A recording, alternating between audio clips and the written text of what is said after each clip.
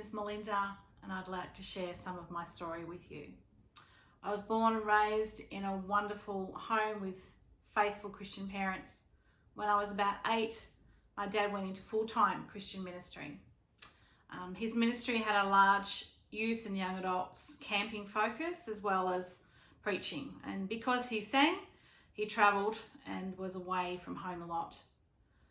As I got older, I followed him around to lots of places, sometimes just when he was preaching or singing somewhere, and sometimes to youth camps that he was running.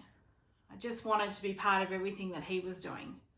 Everybody knew him wherever I went, but I was just his daughter. We were heavily involved in church and at camps that were in conjunction with the Belgrave Heights Convention. So he put me in many leadership positions over the years. He was so proud of all of his kids and thought we could do anything.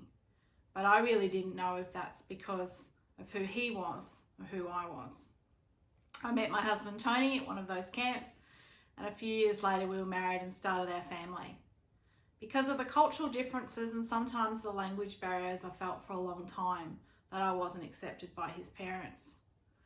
I was unsure of myself and I feared rejection, so I spent many years turning myself inside out, trying to prove to them that I was good enough. It was exhausting. I became isolated, lonely. I didn't have a lot of friends and I became very fearful. Although seemingly managing well on the outside, really struggling on the inside as I put all of my energy into my family. And for a long time I thought that that was it, even though raising our 4 kids has been the best job and my greatest reward. In 2007, so 13 years ago, I was asked to join the local school board.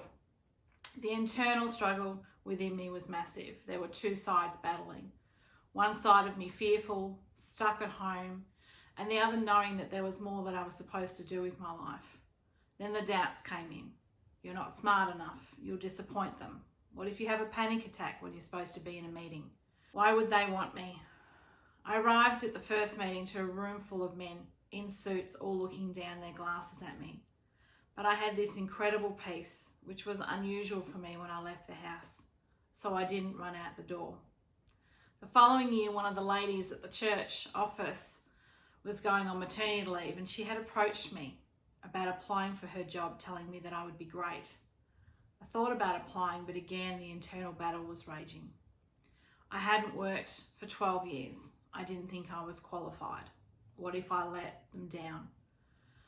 But with lots of encouragement from family, I applied. And I'm happy to say that I'm still on that school board and I'm still employed at the church. God has taught me so much about my purpose and where my gifting and calling is, that He can use me even though I'm flawed, that He will equip me for the things that He wants me to do.